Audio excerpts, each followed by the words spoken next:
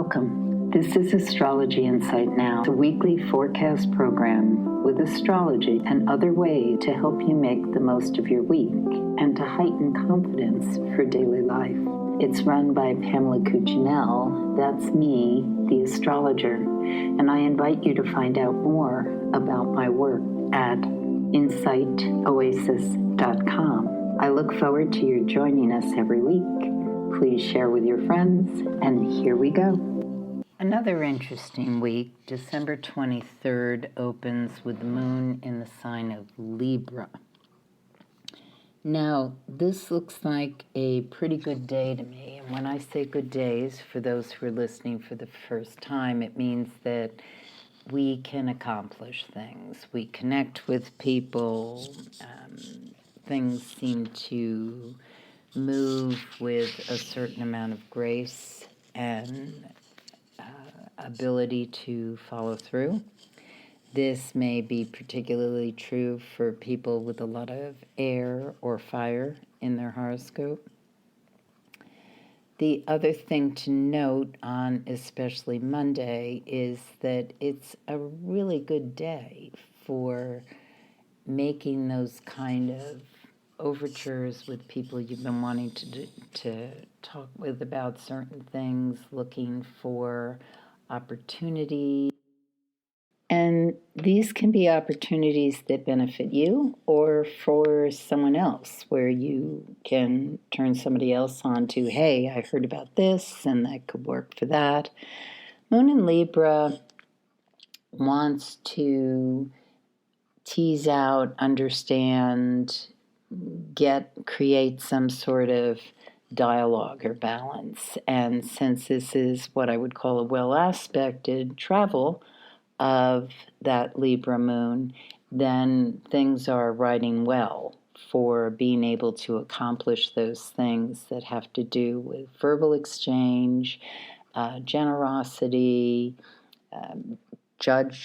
judgment, legal things, mitigation, all that. Very, very good.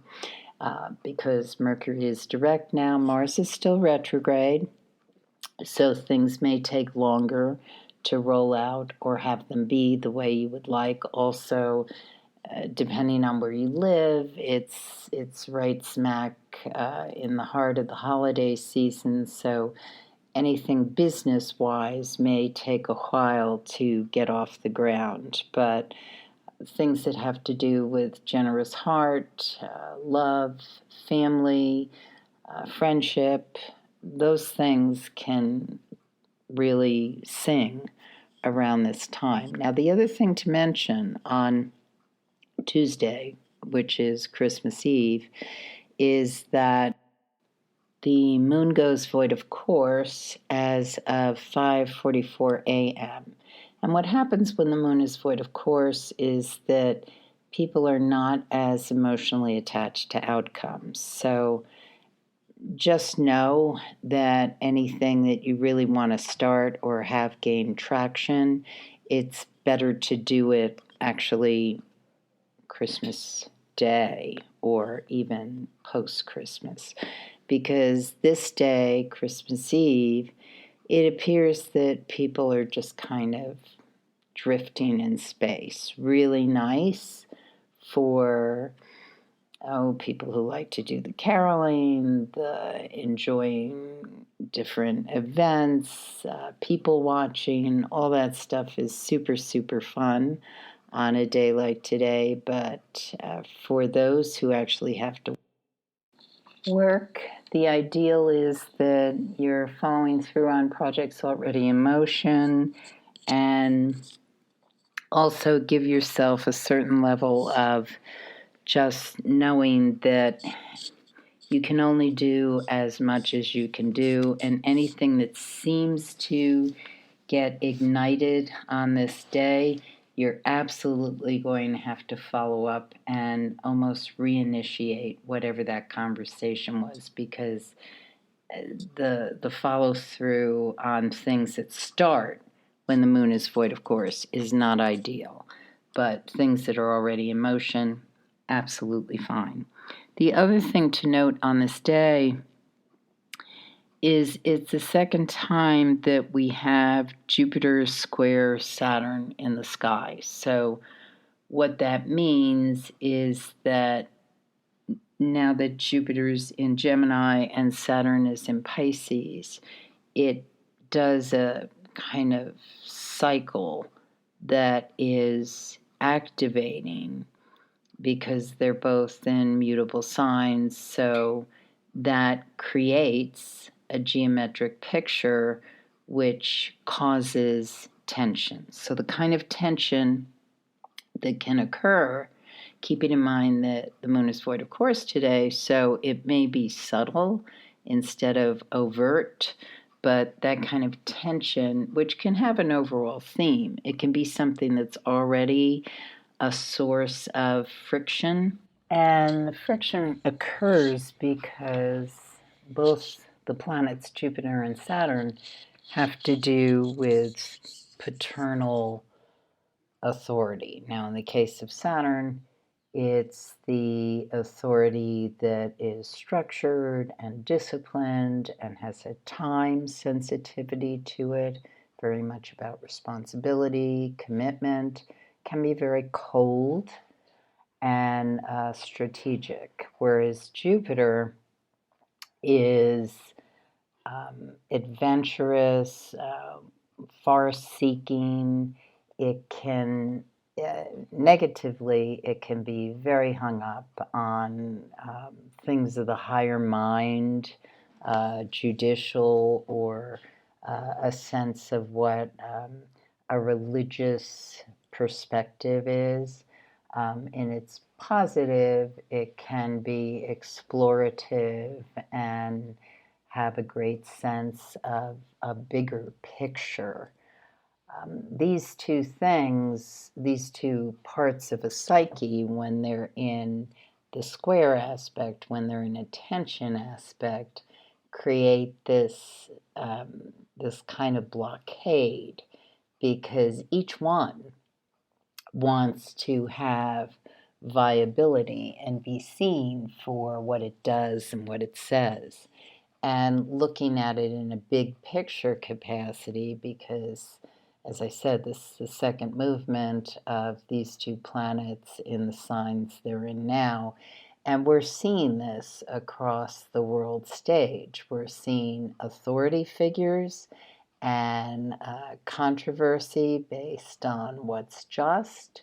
What does freedom look like?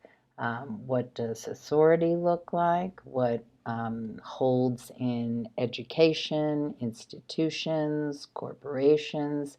And it's not just the United States I'm talking about. France, Germany, many countries right now are going through turmoil. And, you know, we have high drama of it, like Syria and whatever might happen with the Ukraine as the new U.S. administration comes into power with a different attitude towards Ukraine. So this is what we're looking at, this on the big picture. But for each individual, especially anyone, if you have mutable signs strong in your horoscope, so that would be Gemini, Pisces, Virgo, and Sagittarius. So if these are strongly aspected in your horoscope, you may very well be going through a transit of Saturn and or Jupiter, but with the square, if one is touching one of your personal planets and the square is activating it. So it's a point of tension. It can be a sense of, I want to do this for my own personal agency, but I must do that because the authorities or what I'm responsible for or committed to is demanding that of me. So the trick here, or the lesson, is to how do we honor both sides of self and not capitulate too strongly in one direction or the other, because there will be a correct. You the ideal is to look at how to not necessarily balance, because this is a tension aspect, but what it's asking is something at the cost of something else? And how do I reconcile that so that I don't basically toss out something that is meaningful or must be considered just because the other voice is so much more demanding? And this can be going on within you, or it can feel like a conflict with someone else, a job, a community thing, something that family that you're involved in. But the piece to observe in it is, am I so locked into what I should be doing that I'm not considering what the bigger picture is? On the other hand, are you so swept in by the big picture that you're not considering a responsibility to others? I mean, case in point that comes up for me a lot when I'm thinking about something like the Jupiter-Saturn square is the United States. There's a lot of chest beating about honoring the Second Amendment and the right to bear arms.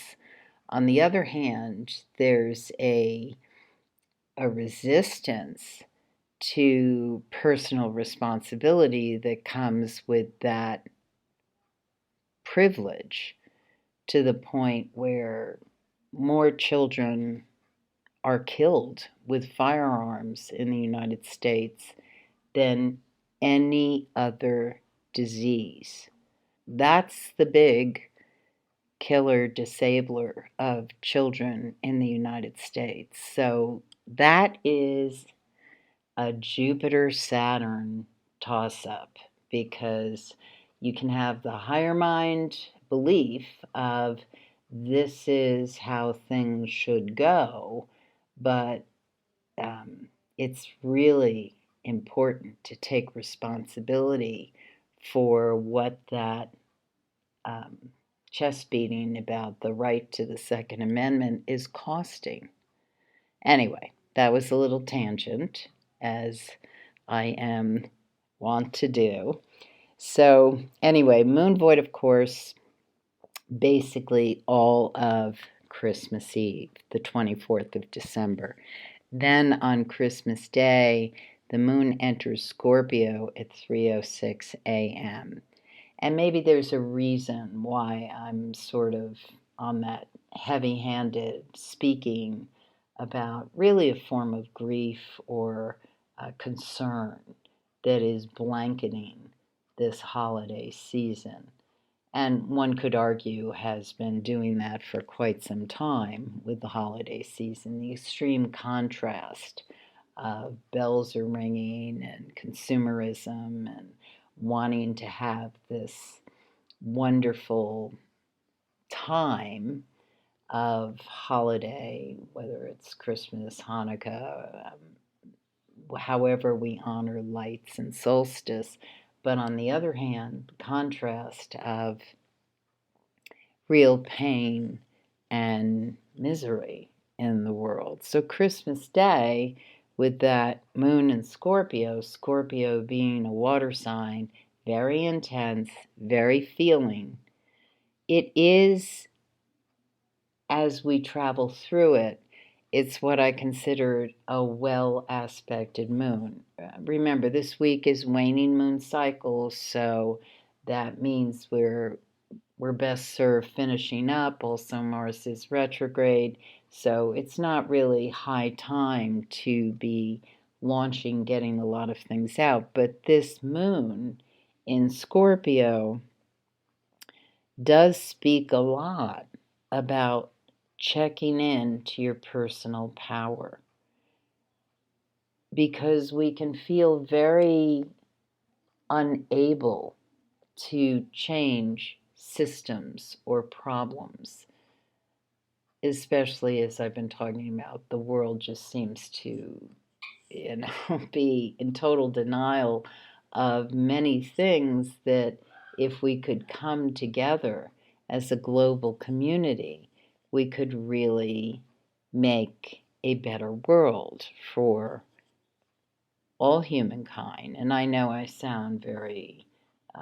la la land when I say that, but nonetheless, it is true that the alienation and polarization and the setting up separate camps that has been very well orchestrated by many people in political positions, news positions, the endless stream on the internet is taking away our power to come together and make real constructive change. If we all feel as though we're separate, and this is an illusion that we're separate. I mean, yes, every person is alone in their spiritual journey, but we are all collected, connected in the universal unconscious. We are all one. And when we disavow this, then it creates more sickness, grief, and sadness in our world. And yet, it is almost instinctual for many of us to quadrant off, separate, and protect. So, this moon in Scorpio invites us to spend some reflective time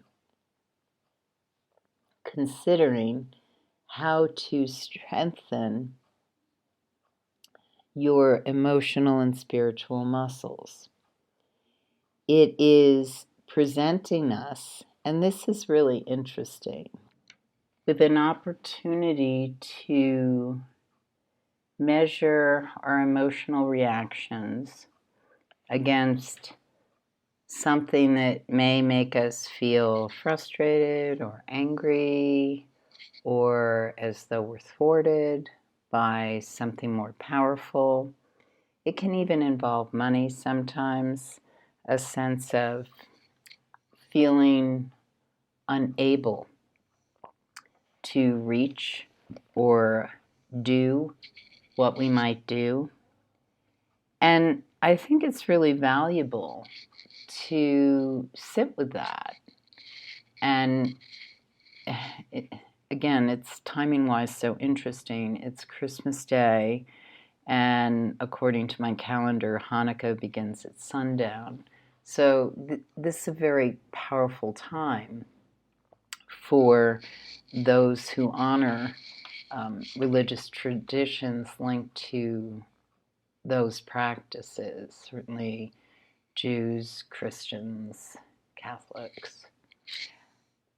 And to sit with the idea of, well, what am I feeling in this heavy emotional realm? Because it could be, for many of us, especially water earth signs, a very emotional day. It can be that way also for fire and air signs, because you can feel sideswiped by how someone else is reacting, or it can bring up things you're not usually comfortable confronting or being a part of. If anything, water signs usually, they've been navigating this for a while, so this can be a something thematic, especially in a family situation, intimate situation, things that,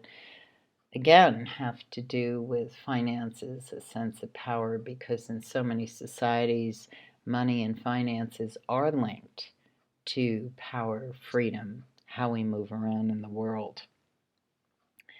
But the lovely thing about this day is when we give ourselves time to ferry through that, what might feel like rough waters, especially in the morning, then by midday we can get to a point where we're feeling much more reconciled with our perspective on how this is going to move through.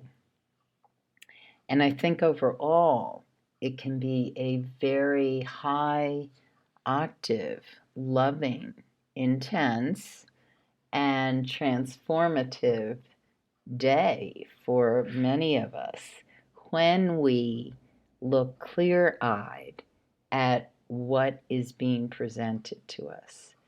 If we're simply reacting and we're not measuring our response or analyzing why we're reacting the way we are, or as I say, somebody may be hitting us with stuff that we're just sitting there just saying, where is this coming from? Well, pay attention, listen, observe, and feel.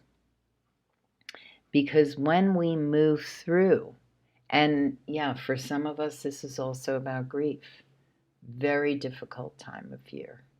I mean, for many people, if you've been through a recent loss, or it doesn't even have to be recent, or feeling disenfranchised or unconnected with people who you used to be strongly connected with, this can be a very challenging time of year.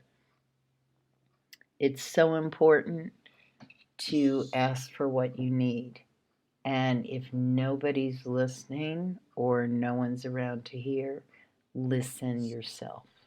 Give yourself whatever that may be. I know personally I've had a lot of historic movements with this time of year, and I know that it can be hurtful when you make a declaration to family or loved ones or people who are used to spending time with you that you need to do something else for you this year. And maybe you don't. Maybe just absolutely being in that little nest of familiarity is totally what you need. You decide. It's so important to be aware. And if you're somewhere that you're not feeling like you're getting that support that you need, or you're feeling your emotional strength, then recognize that, honor that within yourself, and make a promise to yourself that you will give yourself that kind of time or make it right when you can.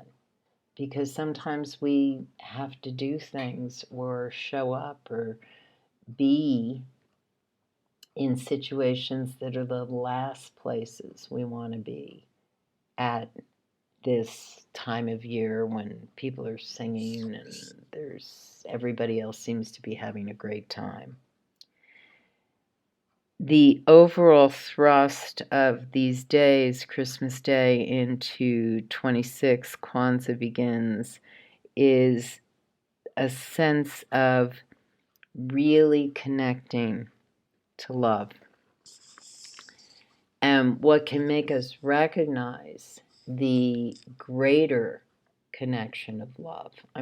Romantic hearts and hugs and flowers are super, but this is also about feeling a sense of love and potential, creative, that expands beyond self and one person. It's just very big. And that's okay if you're very insular and that's where you're at.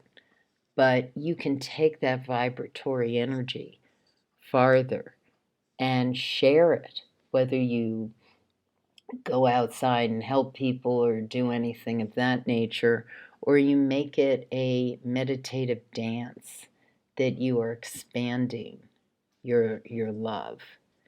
And that's absolutely perfect. I mean, when someone is in a place or has very little capacity to go out and, like serve and do a lot of volunteer work, and I speak also of myself. I used to be this kind of uber volunteer, but as I've gotten older, I've really had to taper things back.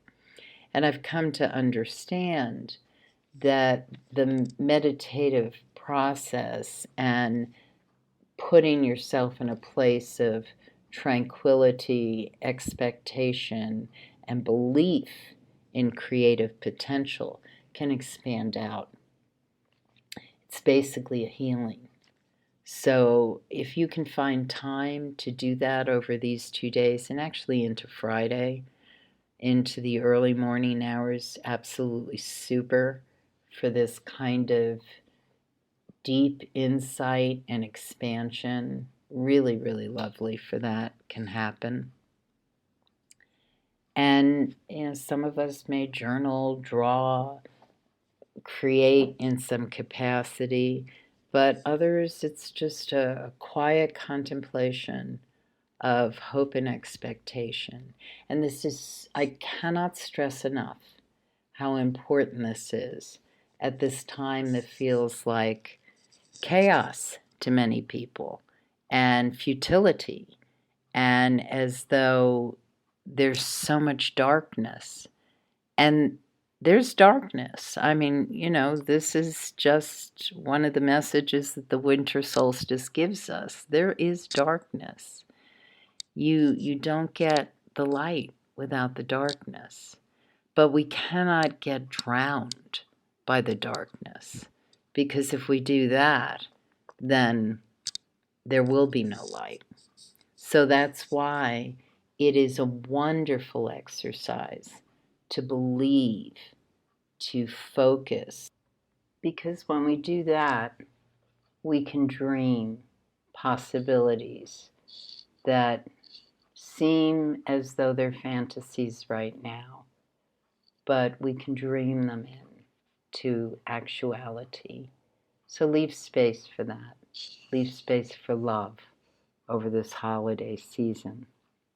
The moon goes void, of course, at 9:24 a.m. on the 27th, and when it enters Sagittarius at 2:46 p.m. This weekend can be fun. It can offer a lot of distractions, and it can also kind of bring in a sense of the heaviness or things that need to happen as we end this new year and end this past year and enter into the new year.